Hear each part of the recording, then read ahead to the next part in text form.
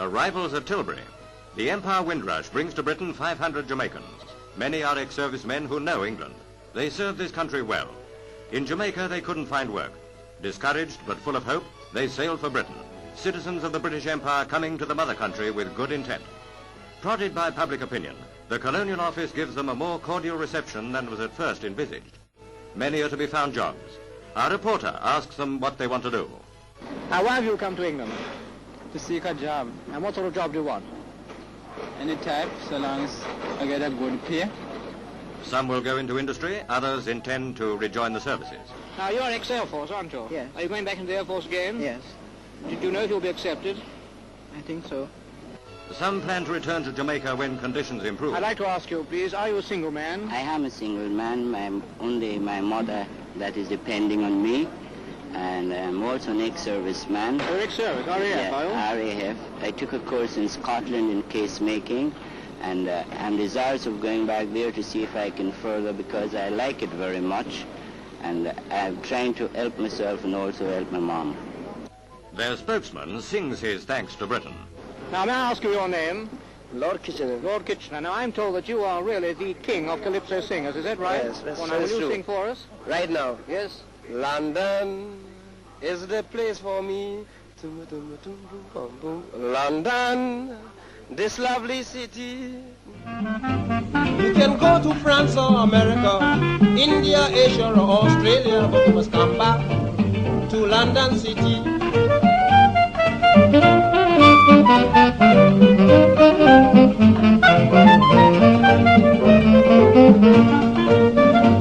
Well, believe me, I am speaking broad-mindedly. I am glad to know my mother country. I've been traveling to countries years ago, but this the place I wanted to know. London, that's the place for me.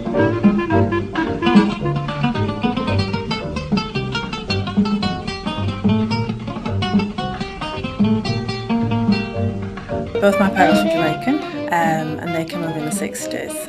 My uncle originally came over first in the 60s when he moved from Jamaica to the UK, up to Sheffield, which I believe is quite a rare place for people to have come to at first. Most people went to London or Birmingham. I'll instill in the children about the history of Jamaica, where they're from. Obviously, they were born here. I was born in Jamaica, came over here in 1999. And so every time when we have a Jamaican holiday, we tell them why that holiday is about, about the Maroons and, going back into the history. And they'll hear me sing some folklore song and ask me what's the meaning of that song and, to explain to them. Well, my parents are both born in Jamaica, so I am of Jamaican heritage. I've been there on holidays, but I've never lived there. Well, both my parents are Jamaican. I've been there on holidays. Like Yvonne, I just grew up being me. I never thought I was any different from anybody else. I grew up in a very predominantly white area, so I never thought of myself as different even. I didn't even think about it really. I was born in London, raised in Derbyshire, and now I'm studying in Sheffield, but both my parents were born in London. But their parents, so my mum's parents are from the Caribbean, they're both from Jamaica, and my dad's parents are from Cyprus. And my mum's mum came here just after Windrush to London and has lived there ever since. And my dad's parents came probably around a similar time as well from Cyprus to the UK to work in this country.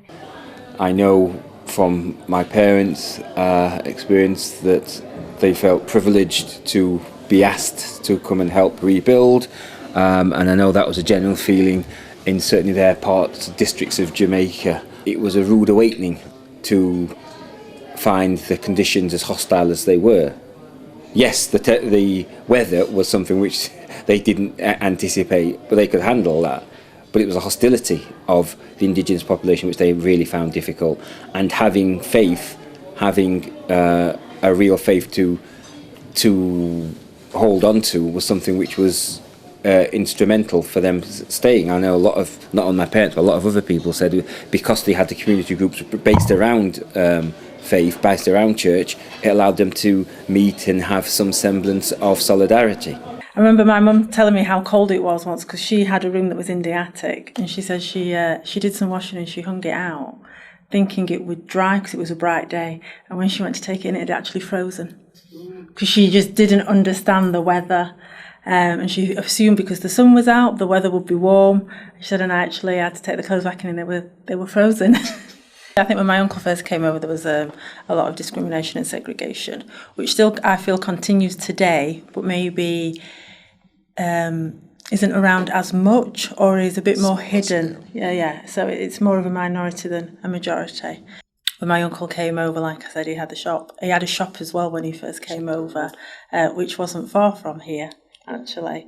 And he had that for many, many years, and he did face a lot of racism while he had that shop as well. They weren't told that, listen, yes, you're here to help rebuild. Fill out this form for you to have your naturalization or citizenship, so you're free to go and come as you please. And I think that was the downside from day one. You know, they're happy to have them here to rebuild, but to me, it seems that once the rebuild is done, and they've done many years of work here, the children's growing up, they got grandchildren here, going into school, you know, paying into the system, and then you get told that you're no longer here, your status is not valid because you cannot prove that you came here on legitimate reasons. I currently work in the Home Office and I'm involved with the Home Office Windrush Task Force. What's happened is a lot of people have been victims of ill-advised or certainly ill-practiced government process in terms of not registering their status. We are there to help assist, get people to have their status recognised, and then further on from that, look to see if we can provide compensation for people who have, in many respects, suffered catastrophic losses in terms of losing jobs, losing housing, become destitute, being deported, not being allowed to come back to the country, being detained, a whole myriad of issues which have happened because of their immigration status not being correctly documented on their arrival. Within my role as well, we look at the widening participation section, as we refer to it, and the fact that you are black puts you in the widening participation section, which means that they automatically feel you're going to underachieve before you've even been given that opportunity. And sometimes we feel that those children or those students or those adults have to work twice as hard to show that they can do the same as everybody else, when really in this kind of society that we live now, everybody should just have the equal opportunities. We were kind of set quite a broad brief at uni, which was simply just protest and to pick any kind of current political issue that interested us. Some of my previous work, I've been looking at identity and my own identity, and particularly now because of Brexit and things like that, and there's this whole kind of like anti-migrant, anti-immigrant rhetoric that's come about. So I was just quite perplexed by the whole kind of deportation of the Caribbean migrants and the generation of people that came here during the 40s and 50s, and how could something like that possibly happen when these people have come here and contributed so much to the country. Part of the length of the text is talking about the length of history between the two cultures, and also the colours that I've used in the text. So part of the text is in quite like an imperial blue that sort of reflects back on kind of like the opulence and the wealth of British culture. And then there's some parts that are in quite a vibrant green, which was sort of symbolic of the kind of like natural landscape of the Caribbean. So this sort of contemporary kind of condensed font here at the top was inspired by the Windrush font on the front of the ship, which is quite similar. And then the green Font is the Gothic script, which goes back to sort of the Empire years in Britain. And then the last font is this 18th century kind of vernacular, which, as I said, you'll see kind of in engravings and memorial plaques on buildings across the country, something quite similar to this. So I felt that was sort of quintessentially British in a way. I think sometimes parents that came to England maybe hadn't thought that far ahead in terms of how their children would be affected by the culture that they were bringing them to and that we were living in, and that it was almost inevitable that we were going to lose some of our sort of Jamaican roots and identity because we were absorbed in a white British society. Our sort of late teens, early 20s, when my parents took us all into what was like the front room, which was the best room. And you always knew that it was a serious conversation when you went in there. And just sort of sat us all down and said, well, we've noticed that all our children have got white partners, like boyfriends or girlfriends. And we're just wondering why this is. And they did seem a little bit upset by this fact, but as we explained to them, not rudely, I hope, that we lived in a predominantly white area. We went to school with mostly white children. There were only one or two black families in the area that we lived. And that you make friends with your peers. You don't go out seeking white people. And as I said to my parents also, they always pushed us academically and wanted us to, go to university and to do well. And at the time, it just seemed that mostly white children were in those situations, were at university and things. So that's who we were friends with. If my kids were to do anything wrong, God forbid, then it would be the Jamaican. Send them home. Well, where are you sending them home to? They were born here. So I'm thinking ahead that, not making it easier, but they've got the choice of, hey, hang on a minute, I'm a Jamaican dual heritage, I can go and come as I please. And that's, again, is just keeping the culture alive, that they can go to Jamaica and be accepted when they go to Jamaica without any hassle either from there. We're just used to the habit of, singing Christian songs, and it's just embedded in us that we have to, there's the faith, that there's the Lord that you have to believe in, to get on. You can't do things on your own, basically. And so we do sing songs, and my son, even when he's doing the dishes, you can hear him from upstairs, singing the same songs. And funny enough, with the songs that we were singing, what we do sing on the weekend, we come here on the Sunday and it's already on the program ready to be sung, and he'll look up at me and I look down and he's like, yeah. He heard us. Another thing that I try to do with the kids, what we do back home as well, is to memorize the Psalms. So like Psalm 100, Psalm 46, Psalm 121, these were meaning, the Lord is my refuge and strength. So there's meaning behind it, not just saying it to recite it, but the meaning, what it means. So I do try to instill that in the kids. Another part of schooling as well, especially not just during RE lessons, but you have a speed finding the chapter, like knowing how to find the books in the Bible. So, teacher might say, right, Exodus 20, chapter, verse 1, read. And you raise to find, the first person to read, stand up and read it. So that's an exercise. So I get them now to find the books on the program when we have Sunday service, to find the books, whether it's Luke or Matthew, and get them to learn the books of the Bible as well. So that's my input into the Christian faith, into the kids. I think my brother's suffered more with racism. I've encountered a few sort of incidents in the streets where somebody's just shouted things in my face, which I thought was bizarre. And some very sort of not so subtle comments like, oh, when I worked in Barnsley, have you been to Blackpool? But I'm rubbish with jokes, so I never even got it. I thought, what's he talking about? Surprisingly, adults said they didn't want a black elf visitor or midwife visiting them. Unfortunately, I didn't get to know it till I knocked on the door, and then it was afterwards I was told that. And I thought, interesting, because I didn't get that impression from the person when I was talking to them. To me, there's almost like soft and hard racism.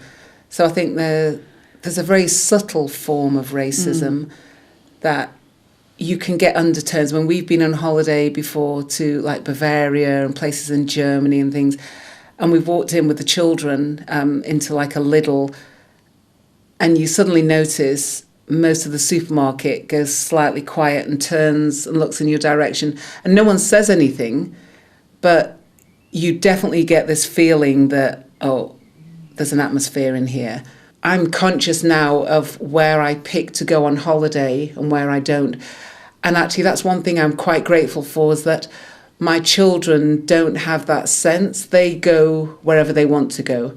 And sometimes I feel a little bit fearful for them if they're going to like Eastern European countries and things where I think, oh, there might be some racism there.